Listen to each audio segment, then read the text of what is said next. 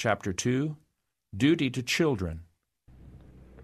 I have been shown that parents generally have not taken a proper course with their children. They have not restrained them as they should, but have left them to indulge in pride and follow their own inclinations. Anciently, parental authority was regarded. Children were then in subjection to their parents and feared and reverenced them. But in these last days, the order is reversed. Some parents are in subjection to their children. They fear to cross the will of their children and therefore yield to them. But just as long as children are under the roof of the parents, dependent upon them, they should be subject to their control. Parents should move out with decision, requiring that their views of right be followed out. Eli might have restrained his wicked sons, but he feared their displeasure. He suffered them to go on in their rebellion until they became a curse to Israel. Parents are required to restrain their children. The salvation of children depends very much upon the course pursued by the parents. In their mistaken love and fondness for their children, many parents indulge them to their hurt, nourish their pride, and put upon them trimmings and ornaments which make them vain, and lead them to think that dress makes the lady or gentleman. But a short acquaintance convinces those with whom they associate that an outside appearance is not sufficient to hide the deformity of a heart void of the Christian graces, but filled with self-love, haughtiness, and uncontrolled passions. Those who love meekness, humility, and virtue should shun such society, even if it be Sabbath-keepers' children. Their company is poisonous. Their influence leads to death. Parents realize not the destructive influence of the seed which they are sowing. It will spring up and bear fruit which will make their children despise parental authority. Even after they are of age, children are required to respect their parents and to look after their comfort. They should listen to the counsel of godly parents and not feel that because a few more years are added to their life, they have grown out of their duty to them. There is a commandment with promise to those who honor their father and their mother. In these last days, children are so noted for their disobedience and disrespect that God has especially noticed it, and it constitutes a sign that the end is near. It shows that Satan has almost complete control of the minds of the young. By many, age is no more respected. It is considered too old-fashioned to respect the aged. It dates back as far as the days of Abraham. Says God, I know him, that he will command his children and his household after him. Anciently, children were not permitted to marry without the consent of their parents.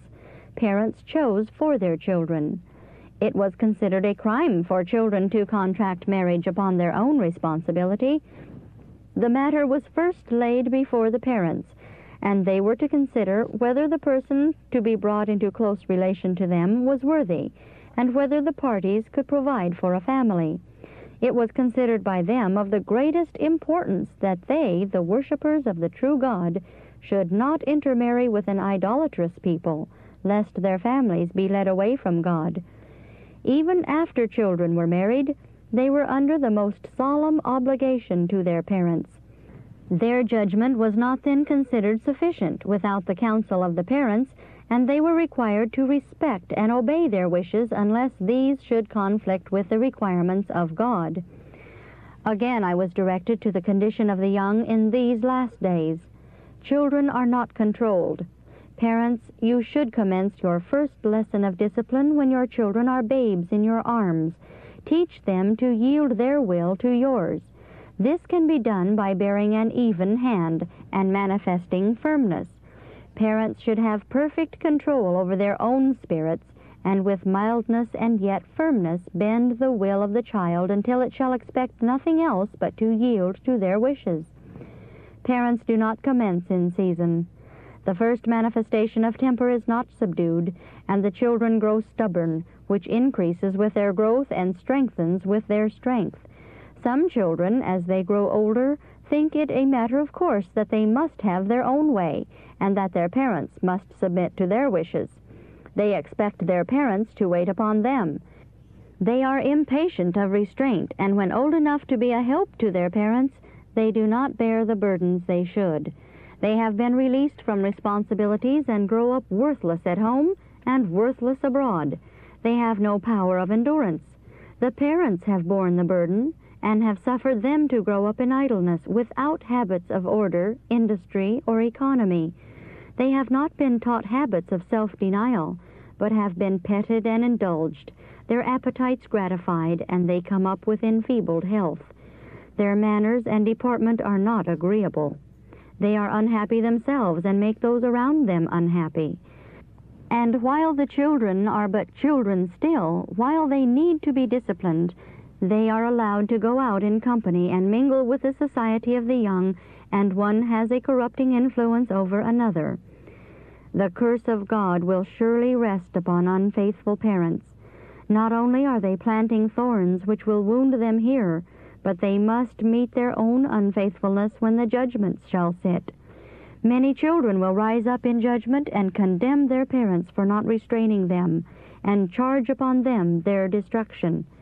The false sympathy and blind love of parents causes them to excuse the faults of their children and pass them by without correction, and their children are lost in consequence, and the blood of their souls will rest upon the unfaithful parents. Children who are thus brought up undisciplined have everything to learn when they profess to be Christ's followers. Their whole religious experience is affected by their bringing up in childhood. The same self-will often appears. There is the same lack of self-denial, the same impatience under reproof, the same love of self and unwillingness to seek counsel of others or to be influenced by others' judgment, the same indolence, shunning of burdens, lack of bearing responsibilities.